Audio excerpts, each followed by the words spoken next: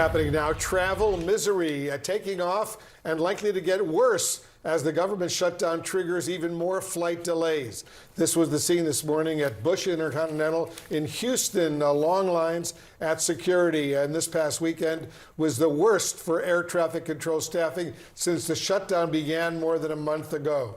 CNN Aviation correspondent Pete Montine is here in the Situation Room with us. You've been looking through, Pete, the FAA operations plans. What will today and the coming days be like? Well, the FAA just updated the list, and the facility responsible for flights approaching Newark Liberty International Airport is short-staffed today. Also, the center facility responsible for high-altitude flights around New York. Those are the two spots of concern so far. But history has shown that things can change pretty fast. It's pretty close to how Friday started, which kicked off the worst weekend for air traffic control staffing shortages since the start of this shutdown 34 days ago. This is what we've been monitoring.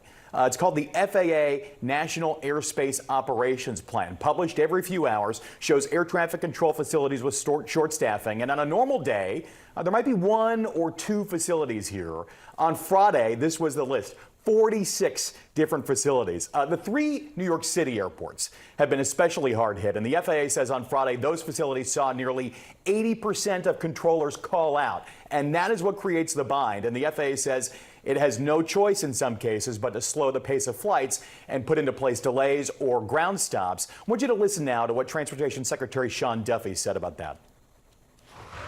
Well, does it become a flight emergency, a safety issue? No, we will stop traffic. So we're not going to let that happen. I think the real consequence is what kind of rolling delays do you have throughout the system, right? We've seen problems at LA, in Dallas, in DC, Boston, Atlanta. And so I think it's only going to get worse. Seems like no place is safe right now. In all, this weekend saw more than 16,000 flight delays nationwide. Remember, air traffic controllers still working without pay during this shutdown. That $0 paycheck they received just last Tuesday was insult to injury. And Duffy said on Sunday the White House is looking for what he calls pots of money to get controllers paid again, but he says the rules there are pretty strict. By the way, TSA agents also working without pay. No major surprise on day 34 of the shutdown. There are delays at TSA checkpoints as well. This was the line at George Bush Intercontinental Airport in Houston. At one point, the TSA line there stretched 3 hours long. But the TSA posted this morning that when you consider the wait times nationwide, they average about 5 minutes yesterday for standard screening.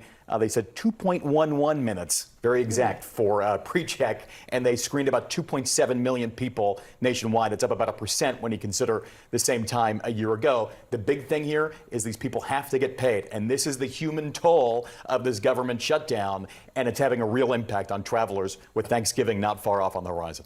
Yeah, and you were just traveling over the weekend, Wolf, but it was okay for you? I was really lucky. My flight from LAX, Los Angeles, to Washington Reagan National Airport left on time and arrived on time. It was I was just pretty lucky. It's a bit scattershot, and I hear from people who get hit by the delays and also people who have no problem. So the real thing here is when there's weather in the mix, on top of air traffic control staffing shortages, that can cause the whole deck of cards to come tumbling down. And we've seen it happen. All right, Pete Montine, thank you so much. We're joined by Nick Daniels, the president of the National Air Traffic Controllers Association. What are you hearing now as we are looking at what really look like new images, kind of a new situation that we saw this weekend? What are you hearing from air traffic controllers about what the weekend was like?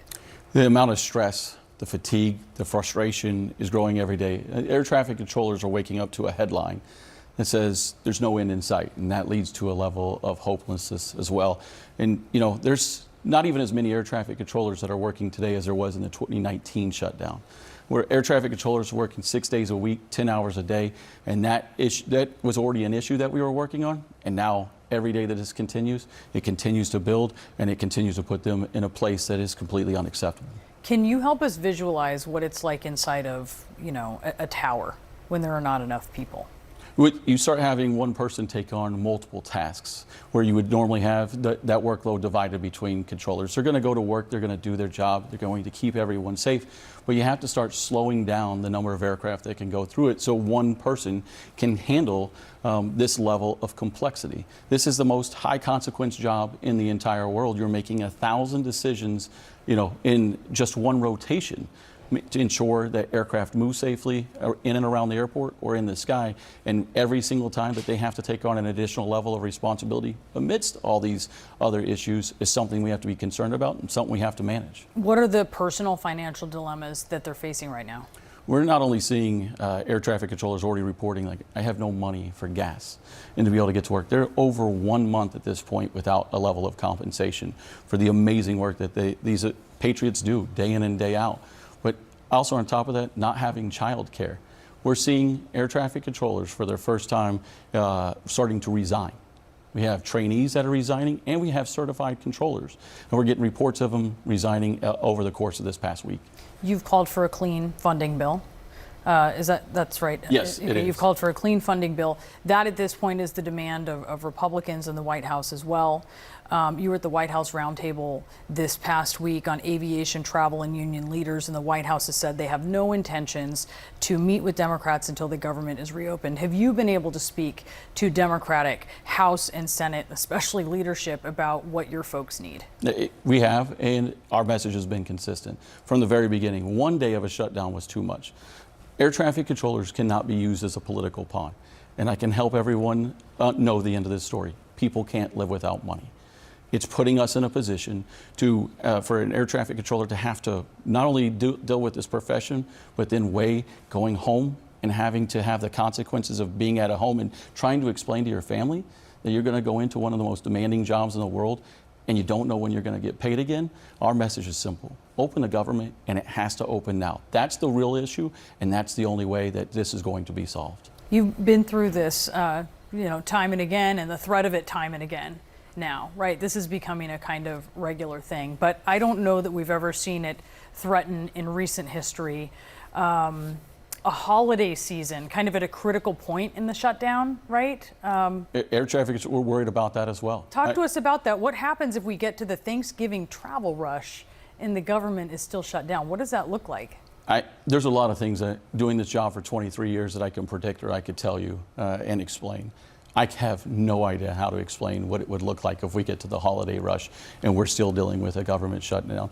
The number of issues are growing daily. When air traffic controllers can't drive to work already and don't have gas or childcare, and then we're talking about it lasting all the way to the holidays, it's not something I can sit here and tell the flying public, America, in any way, shape, or form of what that would look like. Would you feel safe flying? I feel safe because of the hardworking men and women that I represent. They are showing up. And to every single person that shows up each day, each moment, they're the ones shouldering this burden of the shutdown. And it's something that we have to recognize them for, is that they're taking this on when it has nothing to do with them whatsoever. And it's, again, why we're calling this shutdown has to end now. These hardworking Americans need to be paid. Do you feel safer when they're not dealing with these kinds of issues? No, every day this continues, this system will be less safe. Tomorrow will be less safe than today. And because of that, and it's our job to communicate for the safety of the flying public, it's why the traffic has to reduce, why things have to slow down, because we cannot put these men and women dealing with this job on top of this prolonged shutdown. Nick Daniels, thank you so much for being with us. We appreciate it.